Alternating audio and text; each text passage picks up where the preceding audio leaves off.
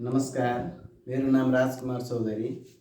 म Shri national life insurance कम्पनीमा अहिले सिनियर बिजनेस म्यानेजरको रूपमा काम गरिरहेको छु र गत 7 वर्षदेखि म यस कम्पनीमा चाहिँ काम गर्दै आइरहेको अवस्थामा यहाँहरूलाई विभिन्न किसिमका सेवा सुविधाहरू लिएर विभिन्न किसिमका योजनाहरू लिएर आएको छ नेसनल लाइफ इन्सुरेन्स कम्पनीले।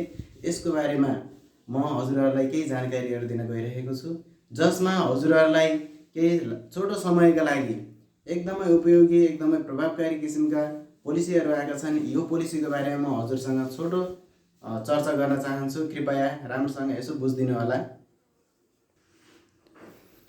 श्री नेसनल लाइफ इन्सुरेन्स कम्पनीले हाम्रो नेसनल लाइफ इन्सुरेन्स कम्पनी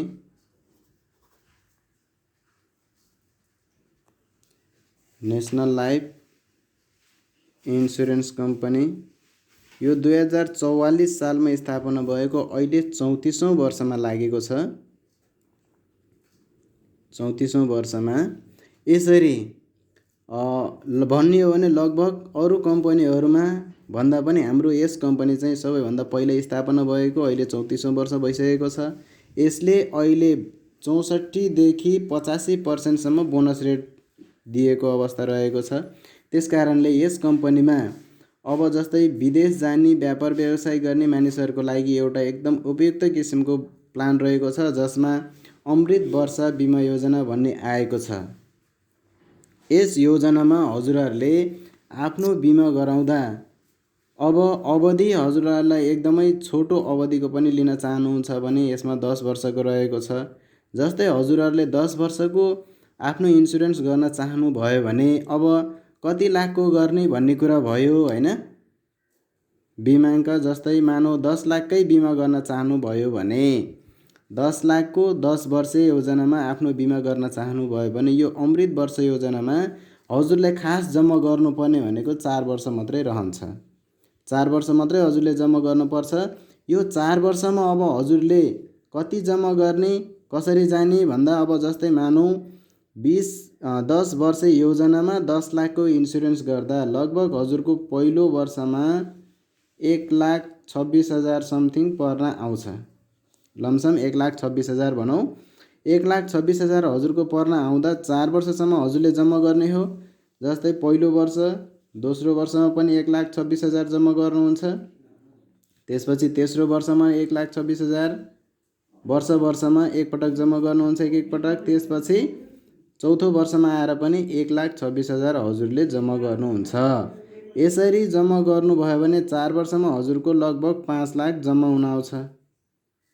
जब 5 लाख हजुरको जम्मा हुनु भनेको यो के हो भन्दा हजुरको 1 नम्बरमा बचतको कुरा हो, आफ्नो सेभिङ हो। बचत गर्नुहुन्छ।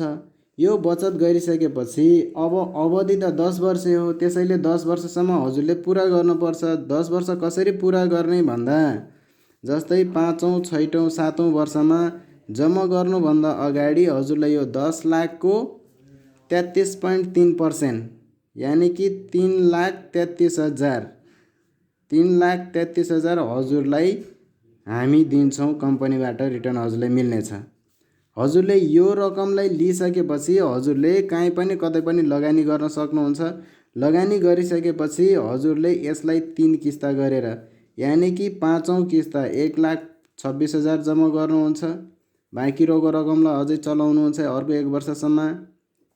त्यो पैसालाई पनि फेरि 1 वर्षपछि फेरि 1,26,000 हजुरले किस्ताको रूपमा जम्मा गर्नुहुन्छ। अझै बचेको हुन्छ 1 किस्ता बराबर। त्यो किस्ताको पैसा पनि हजुरले अझै 1 वर्ष चलाउन पाउनुभयो र फेरि पनि 7औं किस्ता त्यहीँबाट बुझाउनुहुन्छ। यसरी हजुरको 7 वर्षको अवधि पुरा हुन्छ। 3 वर्षको हजुरको त्यही 3,33,000 ले हजुरको 3 वर्षको किस्ता रिकभर गर्न पुग्छ र अरू यसबाट पनि मुनाफाहरू निकाल्न सक्नुभयो। यसपछि आएर 8औं वर्षमा हजुरले फेरि पनि 33.3% यानि कि 3,33,000 हजुरले फेरि पनि लिन पाउनुहुन्छ। यो रकमलाई फेरि पहिलाको जस्तै लगानी गर्नुहुन्छ एकमुष्ट लिएर र 8औं 9औं 10औं गरेर 3 वर्षमा यसलाई पनि हजुरले चुक्ता गर्न सक्नुहुन्छ। यसरी हजुरले 3,33,000 लिनुभयो भने यसलाई लगानी गर्नुहुन्छ र त्यसैबाट आएको मुनाफाबाट हजुरले जम्मा गर्दै जाँदा यो चुक्ता हुन्छ र सजिलो हुन्छ। हजुरलाई लगानी गर्न पनि सजिलो हुने भयो र यसको झन्डै भन्ने हो भने ब्याज पनि नपरेको जस्तै हुन्छ। यसपछि हजुरको अवधि पनि पुरा हुन्छ। जब अवधि पुरा हुन्छ त्यसपछि हजुरलाई आफ्नो जम्मा भएको 5 लाख त थियो 4 वर्षमा भने त्यो 5 लाखको पनि हजुरले यहाँ आएर लगभग झन्डै डबल 10 लाख फेरि पनि पाउनुहुन्छ र बल्ल हजुरको सकिन्छ अवधि र बिमा सबै कुरा सकिन्छ। यसमा के छ भन्दा हजुरको सबभन्दा पहिला नम्बर 1मा के भयो भन्दा बचत भयो। जस्तै पहिलो वर्षमा 1.26 जम्मा गर्नुभयो, दोस्रो वर्षमा 1.26 जम्मा गर्नुभयो, यसरी गरेर 4 वर्ष हजुरको सेभिङ भयो। कमाउने हुने अवस्थामा नै सेभिङ गर्ने हो, त्यस कारणले गर्दा हजुरको सेभिङ भयो, बचत भयो। त्यसपछि बचत गरिसकेपछि हजुरले मुनाफा पनि त पाउनु पर्यो। अब बचत भनेकै लगानी हो, डाइरेक्ट लगानी हो, सिधै नेपाल सरकारले लगानी गरेको जस्तै हो यो।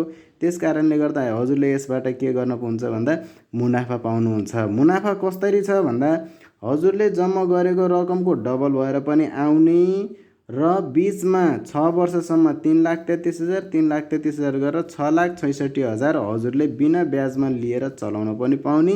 यसरी यसबाट पनि हजुरहरूले मुनाफा जति पनि निकाल्न सक्नुहुन्छ, त्यो आफ्नो हातको कुरा हजुरको। त्यस कारणले गर्दा मुनाफा पनि एकदमै राम्रो छ। र अर्को के छ भन्दा जोखिमको कुराहरू छ। अहिले हेर्ने हो भने समय र परिस्थिति अनुसार हरेक मान्छेले हरेक ठाउँमा कुनै न कुनै स्वास्थ्य समस्याहरू देखिँदै आएको छ। अहिले भन्ने हो भने अहिलेको समय सन्दर्भ अनुसार, समय सापेक्ष अनुसार हेर्ने हो भने मान्छेलाई अहिले नदेखिए पनि शरीरमा केही न केही समस्याहरू सबैलाई छ। त्यस कारणले गर्दा भोलि गएर जस्तै जोखिमको कुराहरूमा कुनै घातक रोग मानव देखा परिहाल्यो भने एउटा जोखिमको कुरा मान्छेले हुन सक्ने जोखिम भनेको घातक रोग देखा पर्नु। घातक रोग देखा पर्नु भनेको आफ्नो आर्थिक क्षति हुनु हो। त्यो आर्थिक क्षति हुनु हो जसले आफूले केही समय लगाएर कमाएको धन सम्पत्ति रकम पनि बचत गरेर राखेको रकम पनि त्यसै खेर जानु हो, खर्च जानु हो। त्यस कारणले गर्दा यदि इन्सुरेन्स गरेको छ, आफ्नो सेभिङ गर्दै गएको छ भने त्यो 10 वर्षको समय अवधिभित्रमा यदि कुनै पनि घातक रोग देखा पर्यो भने 10 लाखको बिमा गरेको थियो भने कम्पनीले 10 लाखसम्म उपचार खर्च दिन्छ। यो उपचार खर्च हजुरले पाउनुहुन्छ। यो रकम लिएर नै हजुरले उपचार गर्ने हो। यसको लागि केही झन्झट छैन। जस्तै उपचार गर्न जाँदा हामीले टेस्ट गर्छौँ। टेस्ट गर्ने बेलामा अब रिपोर्ट आउँछ। रिपोर्ट आइसकेपछि अब कुन चाहिँ रोग हो डाक्टरले भन्नुहुन्छ त्यो रिपोर्टमा देखाउँछ र त्यही रिपोर्ट लिएर नै हामीले कम्पनीमा जाने हो भने, अफिसमा जाने हो भने त्यहीँबाट तुरुन्तै 10 लाखको हामीले चाहिँ दिन्छ, हाम्रो एकाउन्टमा हालिदिन्छ र त्यही पैसाले हामीले चाहिँ सजिलैसँग उपचार गर्न सक्छौँ, उपचार पाउन सक्छौँ। र त्यो 10 लाख रकमलाई हामीले पछि गएर रिटर्न गर्न पर्दैन, फिर्ता गर्न पर्दैन। त्यो हामीले आफ्नो बचत गरे बापत पाउने सुविधा कम्पनीले थपेको छ। त्यस कारणले गर्दा हाम्रो आर्थिक क्षति हुनबाट पनि बच्ने सम्भावना हुन्छ र एकदम राम्रोसँग बच्छ पनि। र अर्को छ जस्तै घातकको कुरा नभएर हामीलाई जस्तै कुनै पनि कारणले, जस्तै रोग लाएर होस् या एक्सिडेन्टको कारणले होस् या कुनै पनि कारणले हामीलाई यदि अशक्तको अवस्था भयो, मानव अशक्तपन भयो, एक्सिडेन्ट भयो, मानव कामै गर्न नसक्ने भयो, पर्मानेन्ट डिजेबिलिटिज भइहाल्यो भने अब यो 10 वर्षको समयभित्रमा कहिले भएको हो, पहिलो वर्ष, दोस्रो वर्ष, तेस्रो वर्ष भन्ने कुरा रह्यो। जस्तै बिमा जारी भइसकेपछि त्यो पनि समयावधिमा कुनै पनि, जस्तै मानव पहिलो किस्त जम्मा गरेको थियो, कसैको मानव एक्सिडेन्ट भयो अथवा प्यारालाइसिस भइहाल्यो अथवा कुनै पनि कारणले मानव अशक्तको केस भइहाल्यो भने त्योभन्दा पछाडिको किस्ता उसले तिर्न पर्दैन, सबै छुट भइहाल्छ। किस्तै तिर्न परेन र 4 वर्षपछि जो पाउनु पर्ने हो 33.3% यानि कि 3,33,000 उसले पाउने हो, उसले पाउँछ। र यो रकम लिइसकेपछि त यहाँ फिर्ता गर्नुपर्ने थियो 3 वर्ष लगाएर, यो पनि फिर्ता गर्न पर्दैन, छुट हुन्छ। 7औं वर्षमा फेरि पाउने हुन्छ 3,33,000। यो रकमलाई पनि फिर्ता गर्नुपर्ने, त्यो पनि पर्दैन। र लास्टमा गएर अवधि पुरा भइसकेपछि 3,34,000 यानि कि त्यही 10 लाख हामीले बिमा 10 लाखको बिमा गरेको छौँ, 1,26,000 जम्मा गरेका छौँ भने हाम्रो 10 लाख क्रिएट भइसकेको कुरा छ। त्यसकारण यो 10 लाखबाट हामीले जम्मा नगरिकनै 3,33,000 एकपटक लिन्छौँ, 3,33,000 अर्को पटक लिन्छौँ र लास्टमा गएर बचेको 3,34,000 बचेको हुन्छ। त्यो र जति समयसम्म हामीले जम्मा गरेको हुन्छौँ त्यो वर्षको बोनस, त्यो समयसम्मको बोनस हामीले एकमुष्ट आफैले पाउँछौँ यदि अशक्त भएको खण्डमा। किस्तै नतिरिकन 3,33, 3,33, 3,34 गरेर 10 लाख त्यो प्लस जति वर्ष जम्मा गरेको छ त्यो वर्षको बोनस पनि प्लस भएर आउँछ। अहिलेको बोनस रेट भनेको 64% रहेको छ, भनेको 10 लाखको 64% भनेको 1,00,000को 6,400 हुन्छ भने इन्टु 10 लाखको बिमा हो, त्यसैले हामीले बोनस पाउने भनेको 10 लाखको हुन्छ। 1,26,000 जम्मा गरे पनि 10 लाखको हामीले कबुल गरेको रकमको बोनस पाउँछौँ, त्यसैले 64,000 वार्षिक बोनस आउने गर्छ।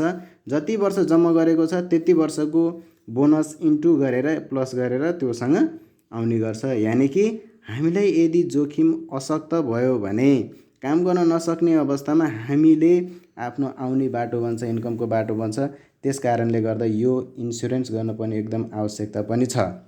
र अर्को छ जस्तै घातक नभएर अशक्त नभएर मान्छेलाई भव्यतव्य पर्न सक्छ हैन, मान्छेलाई जस्तै मृत्यु पनि त हुनसक्छ। मृत्युमा के छ भन्दाखेरि जस्तै कालगतिको हो अथवा एक्सिडेन्टल दुर्घटना, कालगतिको हुनसक्छ अथवा एक्सिडेन्टल हुनसक्छ। भोलि गएर समय त कसले देखेको छ र, मान्छेको जीवन कसले देखेको छ र कति बेला के हुन्छ भन्ने थाहा त छैन।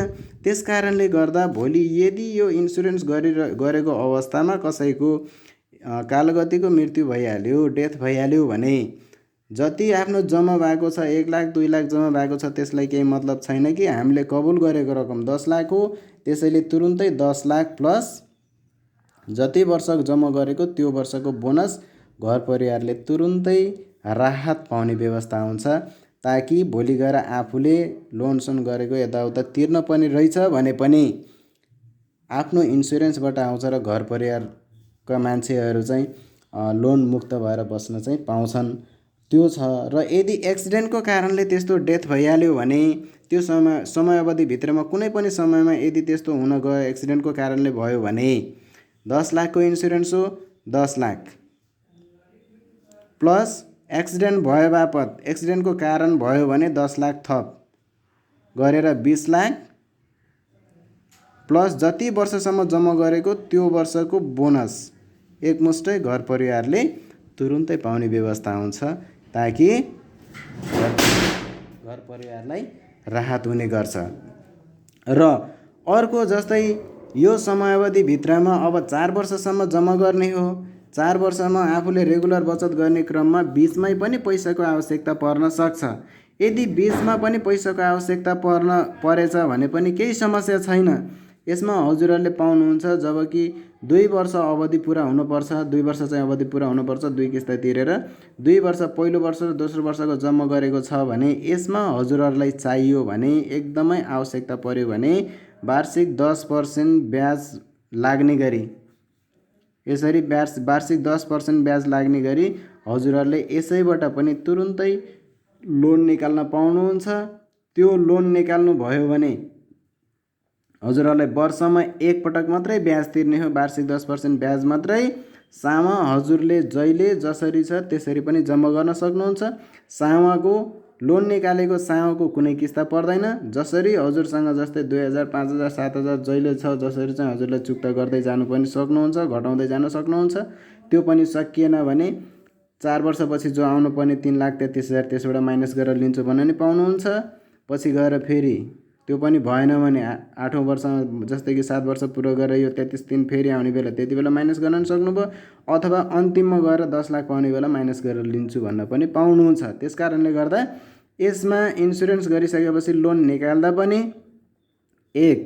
एकदमै कम ब्याज पर्ने, थोरै ब्याज तिर्न पर्ने र महिनामा ब्याज तिर्न पर्ने, हरेक 2-3 महिनामा चाहिँ हरेक महिनामा किस्ता तिर्न पर्ने समस्या हुन्न हजुरहरूलाई त्यसमा पनि सहज हुन्छ, सजिलो हुन्छ। त्यस कारणले गर्दा अब केही समय हजुरहरूले चाहिँ जम्मा गर्दै जाने क्रममा केही कमाउने क्रममा चाहिँ हजुरहरूले यसरी जम्मा गरिदिनु भयो भने, जम्मा गर्नुभयो भने आफ्नो बचत पनि हुन्छ, मुनाफा पनि आउँछ, रिस्क कभर पनि भइरहेको हुन्छ। त्यस कारणले र चलाउन पनि पाउने भएको हुनाले सजिलो छ। त्यसैले सकेसम्म हजुरहरूले बुझ्नुहोला, आफ्नै बचत हो, आफ्नै लागि हो, आफ्नो लागि नभए आफ्नो प्लस आफ्नो घर परिवारको लागि हो, आफ्नो सन्ततिको लागि हो। त्यसैले इन्सुरेन्स एकदमै जरुरी छ, गर्नुहोला। हस् त, धन्यवाद।